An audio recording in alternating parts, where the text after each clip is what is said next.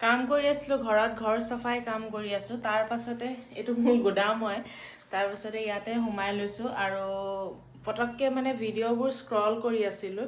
ইয়াতে কি হয় মানে কি ইহঁতক স্কুল অফিচ পঠিয়াই লোৱাৰ পাছত যে এনেকুৱা হয় মোবাইলটো য'তে পাওঁ অলপ দেৰি চাই লওঁ, তেনেকুৱা মানে সেই কাম কৰাৰ মাজতো পটককৈ চাই লওঁচোন, কুটুককৈ মেছেজ এটা আহিলে অহাৰ লগে লগে পটককৈ একদম ফেচবুকটো খুলি চালোঁৱেই নহয়। তেনেকৈ চাওঁতে দেখিলোঁ অসমৰ পৰিস্থিতিটোৰ পৰা দেখিলে বহুত দুখ লাগে, বহুত বেছি দুখ লাগে, ক'ব নোৱাৰা দুখ লাগে।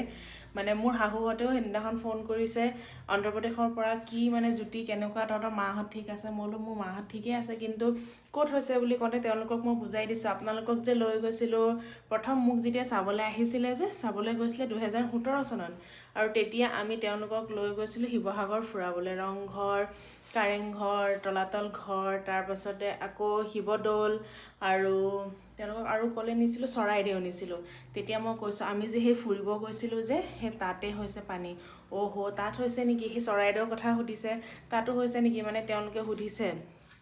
আৰু তেওঁলোকেও কৈছে যে মানুহবোৰ সঁচাকৈ ভাল হওক, মানে ভগৱানক তাকে প্ৰাৰ্থনা কৰিছোঁ। মই বোলো সেয়াই ভাল হওক আৰু মানুহবোৰ যেনে তেনে মানে, আৰু গভমেণ্টেও যাতে সহায় কৰক, সকলো আগবাঢ়ি আহক। তাৰপাছত এতিয়া ভিডিঅ'বোৰ চাই থাকোঁতে পটককৈ দেখিলোঁ যে সচদেৱ ফাউণ্ডেশ্যন হৈ গ'ল, তাৰপিছত তেনেকুৱা ধৰণৰ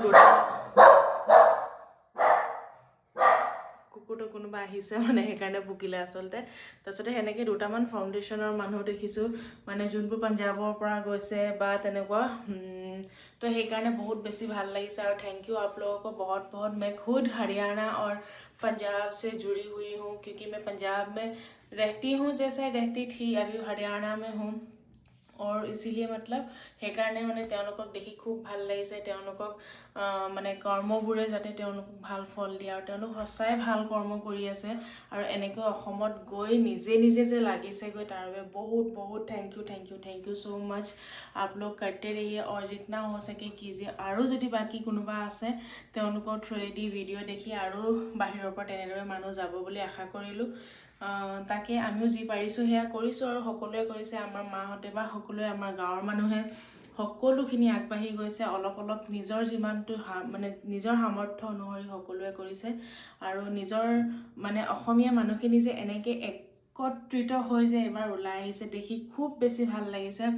আমাৰ অসমীয়া কেতিয়াও আমি মানে এইটো দেখুওৱা নাই যে তই বেলেগ, মানে হিন্দু, মুছলিম, শিখ, ইছাই সকলোখিনি মানুহ যে ওলাই আহি সেই মানুহখিনিক মানে মানুহখিনিৰ কাৰণে ওলাই গৈছে, তাৰ বাবে বহুত বহুত ধন্যবাদ। বহুত ভাল লাগিছে। আমি বাহিৰত থকা মানুহবোৰেহে আচলতে বুজি পাইছোঁ যে, আমি গম পাওঁ যে আমাৰো এনেকুৱা এটা মন গৈছে যে আমিও তালৈ যাওঁ, আমিও কিবা এটা কৰোঁ, তেনেকুৱা আমাৰো মন যায়। কিন্তু সকলো সম্ভৱ নহয়। মোকতো বহুতে জানে, মই থকা হ'লে হয়তো গ'লোৱে হয় বুলি বহুতে জানে, কাৰণ মই অলপ তেনেকুৱা টাইপৰ মানুহেই হয়।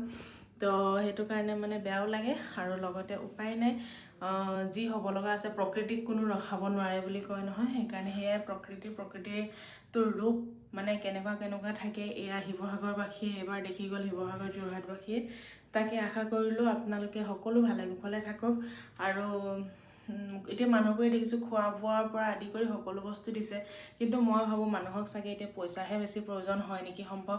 কাৰণ কেলৈ তেওঁলোক এতিয়া ঘৰটোৰ ভিতৰলৈ যাব পাৰিছে, কিন্তু ঘৰটো যে যি বিধ্বস্ত অৱস্থাত আছে, সেই অৱস্থাটোৰ পৰা আঁতৰ হ'বলৈ হয়তো তেওঁলোকক পইচাৰহে প্ৰয়োজন নেকি সম্ভৱ। মই সেইটো ভাবোঁ। মানে এইটো নক'ব যে তই দি দে তেন্তে পইচা, সেইটো কথালৈ কোৱা নাই।